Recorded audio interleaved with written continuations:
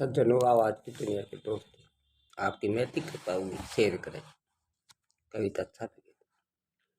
त्रिगुणे विषया वेदा नैस्त्र गुणो भवार्जुन निद्वंदो नित्य सत्वस्तो निर्गोक्षम आत्मवान। है अर्जुन, वेद उपयुक्त प्रकार से तीनों गुणों के कार्य रूप समस्त भोगों एवं उनके साधनों का प्रतिपादन करने वाले हैं। इसलिए तो उन भोगों एवं उनके साधनों में आसक्तिहीन हर्ष शोकादि द्वंद्व से रहित नित्य वस्तु परमात्मा में स्थित योगी स्वयं को ने चाहने वाला और स्वाधीन अंत करने वाला हो। यावार्थ बुद्ध पाने सर्वत्र संपूर्ण तोदके तावान सर्वेषु वेदेषु ब्रह्मांड से विजानते। जब सब ओर से परिपूर्ण जलाशय के प्राप्त हो जाने पर छोटे जलाशय में मनुष्य का जितना प्रयोजन रहता है, ब्रह्मा को तत्व से जानने वाले ब्राह्मण का समस्त वेदों में उतना ही प्रयोजन रह जाता है। कर्मेण वाधिकारस्ते माँ फलेषु कदाचन माँ कर्म फूल हेतु भूर्माते संगोस्तो कर्वाणि। तेरा कर्म करने में ही अधिकार है, उसके फलों में कभी नहीं। इसलिए तू कर्मों के फल का हेतु मत हो तथा तेरी कर्म न करने में भी आसक्ति न हो। हरे हरे। योगेस्तु कुरु कर्माणि संग तत्वा धनंजय सिद्धि सिद्धियो समो भूत्वा समतम योग उच्यते। हे धनंजय, तो आसक्ति को त्याग कर तथा सिद्धि और असिद्धि में समान बुद्धि वाला होकर योग में स्थित हुआ कर्तव्य कर्म को कर, समतत्व ही योग कहलाता है। जय श्री कृष्णा। हरे हरे। राधे राधे। दूरेन हावरम कर्म बुद्धि योगान जय बुद्धो शरणा विच्छिन्न कृपणा फल हेतव। इस समता स्वरूप बुद्धि योग से सकाम कर्म अत्यंत ही निम्न श्रेणी का है। इसलिए हे धनंजय, तो समबुद्धि में रक्षा का उपाय ढूंढ, अर्थात बुद्धि योग का ही आश्रय ग्रहण करे, क्योंकि फल के हेतु बनने वाले अत्यंत दीन है। मित्रों, बुद्धि युक्तो जहाति उबे सुकृत दुष्कृते तस्माद होगाए यद्यस्व योगम कर्म सुकौशलम। समबुद्धि युक्त पुरुष पुण्य और पाप दोनों को इसी लोक में त्याग देता है, अर्थात उनसे मुक्त हो जाता है। इससे तू समतव रूप योग में लग जा। ये समतव रूप योग ही कर्मों में कुशलता है, अर्थात कर्म बंधन से छूटने का उपाय है। कर्मज्ञ बुद्धि युक्ता ही फलम त्यक्त्वा मनीषिणी जन्म बंध विनुमृक्ता पदम गच्छन्ता नामयम। योग ये समबुद्धि से युक्त ज्ञानी जन कर्मों से उत्पन्न होने वाले फल को त्याग कर जन्म रूप बंधन से मुक्त हो निर्विकार परम पद को प्राप्त हो जाते हैं।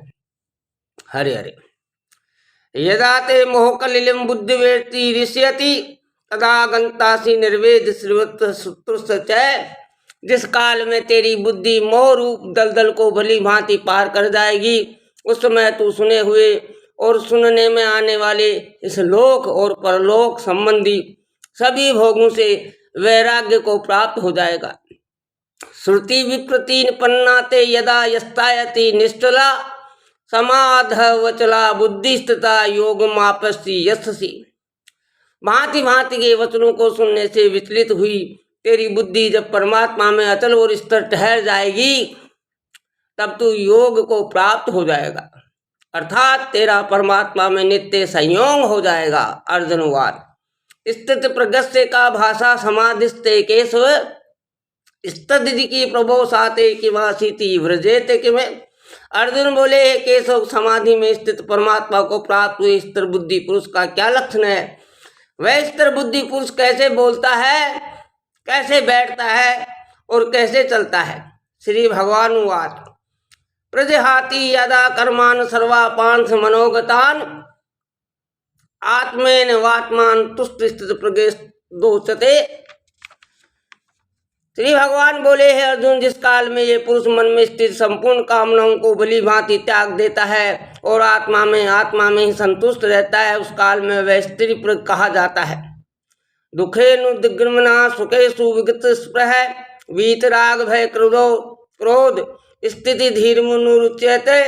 दुखों की प्राप्ति होने पर जिसके मन में उद्वेग नहीं होता, सुखों की प्राप्ति जो सर्वथा निष्प्रय है तथा जिसके राग भय और क्रोध नष्ट हो गए हैं, ऐसे मुनि स्तर बुद्धि कहा जाता है। ये सर्वथा निवेशन प्राप्य शुभाशुभम नाभि नंदती न दृष्टि तस्य प्रगा प्रतिष्ठिता।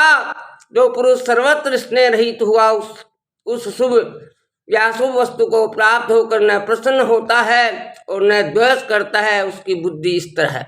हरे हरे। यदा संहरते चायम कुमोंगिनी सर्वसे इंद्राणी नद्रायर्थ भतस्ते प्रगा प्रतिष्ठिता। और कछुआ सब ओर से अपने अंगों को जैसे समेट लेता है, वैसे ही जब ये पुरुष इंद्रियों के विषयों से इंद्रियों को सब प्रकार से हटा लेता है, तब उसकी बुद्धि स्थिर है, ऐसा समझना चाहिए। विषया विनिवर्तन्ते निरारस्ये देहिन रसवर्ज रसोप्यस्य परम दृष्टा निर्वते। इंद्रियों के द्वारा विषयों को ग्रहण न करने वाले पुरुष भी केवल विषय तो निवृत्त हो जाते हैं, परंतु उनमें रहने वाली आसक्ति निवृत्त नहीं होती। इस प्रज्ञ पुरुष की तो आसक्ति भी परमात्मा का साक्षात्कार करके निवृत्त हो जाती है। यतत्तोहापि कौन्ते पुरुष से विप्रसृते इंद्रियाणि प्रमाथानि हरन्ति प्रसंभमन। हे अर्जुन, आसक्ति का नाश न होने के कारण ये प्रमथ स्वभाव वाली इंद्रियां यत्न करते हुए बुद्धिमान पुरुषों के मन को भी बलात् हर लेती हैं। तानि सर्वाणि सम्मे युक्त आश्रिते मत पर वसे ही यस्येन्द्राणि तस्य प्रगा प्रतिष्ठिता। इसलिए साधक को चाहिए कि वे उन संपूर्ण इंद्रियों को वश में करके समाहित चित्त हुआ मेरे परायण होकर ध्यान में बैठे। क्योंकि जिस पुरुष की इंद्रियां वश में होती है उसकी बुद्धि स्थिर हो जाती है। ध्यायतो विषयान पंसु संगेषु पजायते संगास जायते काम कामा क्रोध अभिजायते। हरे हरे। विषयों का चिंतन करने वाले पुरुष की उन विषयों में आसक्ति हो जाती है। आसक्ति से उन विषयों की कामना उत्पन्न होती है और कामना में विघ्न पड़ने से क्रोध उत्पन्न होता है। हरे हरे। क्रोधावती समो समो स्मृति विभ्रम स्मृति वंशांत बुद्धि नाशो बुद्धि नास्त प्रणयसयति। क्रोध से अत्यंत मूढ़ भाव उत्पन्न हो जाता है। मूढ़ भाव से स्मृति में भ्रम हो जाता है। स्मृति में भ्रम हो जाने से बुद्धि अर्थात ज्ञान शक्ति का नाश हो जाता है और बुद्धि का नाश हो जाने से ये पुरुष अपनी स्थिति से गिर जाता है। हरे हरे। जय श्री कृष्ण। राधे राधे।